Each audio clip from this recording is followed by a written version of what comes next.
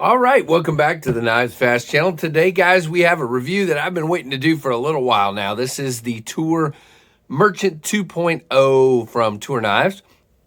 So say hello to Ren and Stimpy and Powder Toast Man and Login TV, and let's get started right here on the KnivesFAST channel. Guys, if you are not subscribed, please consider doing so and hitting that notification bell. Now, you remember we originally had the original Toor Merchant.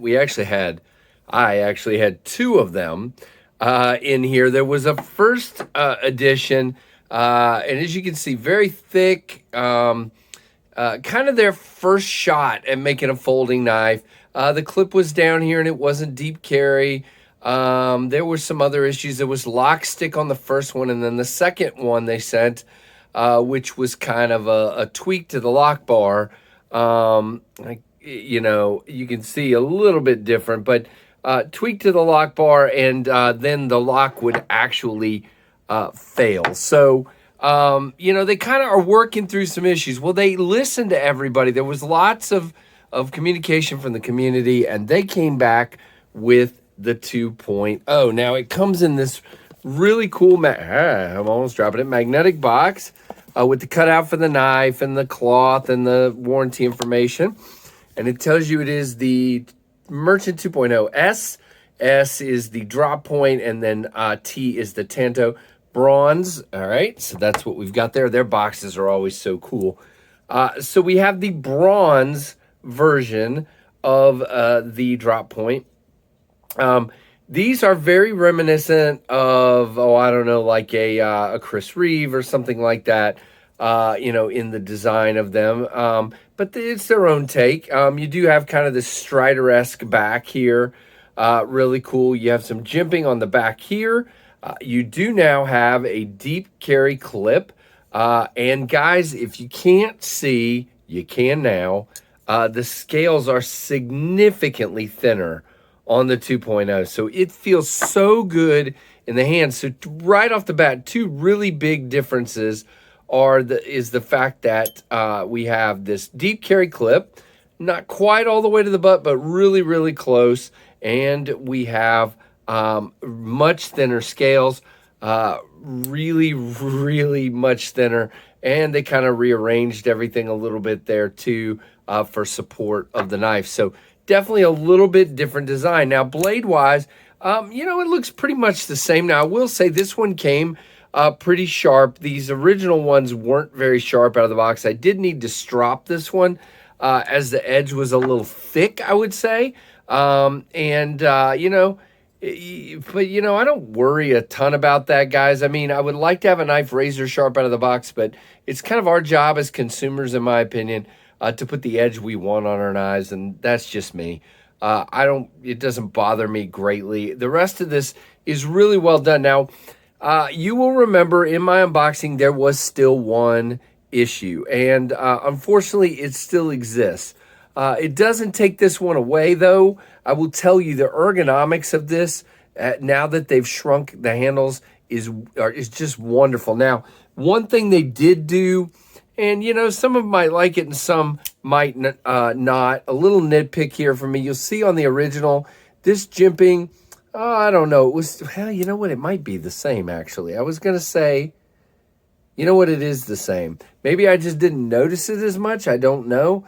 But on this one, for some reason, to my thumb, it feels pretty aggressive. Maybe it's not chamfer, maybe didn't get like tumbled or something. I don't know. But it is just a little bit aggressive. But again, it's not going to tear my finger up. It's just a little, I just wish it was chamfered off just a little bit so that maybe it wasn't quite as aggressive. But, you're not going to slip, I'll tell you that right now. And you can get up here as well if you'd like. Nowhere to really choke up, but that's fine. Nice sharpening choil, nice plunge. Side to side, there's no blade play, guys. It's good there. Now, also, it did come centered out of the box. Action-wise, if I get my finger off the lock bar, it comes open really well, but this is not ever going to be a dropper. It's riding on washers, and it's not, by the way, these are made in the USA in San Diego, California. Not meant to be a major dropper. wasn't really a thing. This is a work knife, a knife meant to work. And it doesn't bother me knowing that. To each their own, though. For me, whoops, and I screwed up again. I've gotten used to just doing this over and over again. You can still fidget with it. You can still play with it. I will say again that the grind, nice and thin on the stock, and the grind is good. I love the swedging up here as well. Really well done. The thumb studs are good, so no issues with that whatsoever. Now, back to the nitpick. All right, so here we go. I mean, well, the problem, I guess you should say. I don't know, guys, if they're still struggling with geometry on this a little bit or what the deal is. By the way, the detent is also pretty good. Let's see. Yeah, you see it sucked down there. So, I mean, the detent is fine. It's just a little stiff. Did put some KPL on there, and it definitely helped KPL on the detent ball as well. I mean, it's good. I have no problems with that whatsoever. Now, here we go. So there is, let's see if you can hear it. You should be able to hear that. There's a little bit of play in the lock bar. Now, guys, I have not gotten this one to fail, and I did spine wag it. I don't know if you can tell or not. I did. I did it on a notebook so I wouldn't scratch it up, and I whacked it several times. I never got the lock bar to fail, and you guys remember in the first one, I was just doing this, and the lock bar would fail. The lock bar is not going to fail.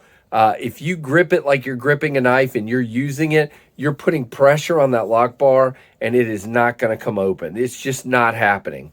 But there is definitely, listen, a little bit of lock rock. Would I like that to be better? Yes, especially at $300. I would like that to be better. And you know, maybe I just got one that's just not perfect. Or maybe the carbonization isn't quite right, or something. I don't know, because they carbonize these lock bars, I know. So that's it. I mean, that's the issue. A lot of you, that'll be a deal breaker. I get it.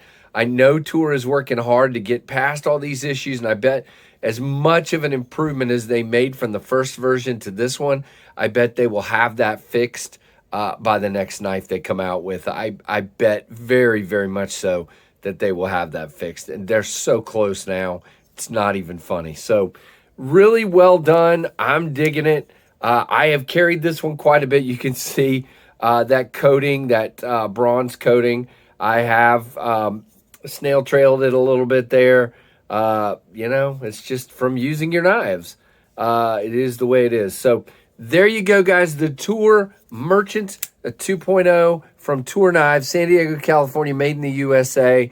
Let me know what you think, guys. I know these won't be for some of you for various reasons, but I bet a lot of you will really be excited about this one.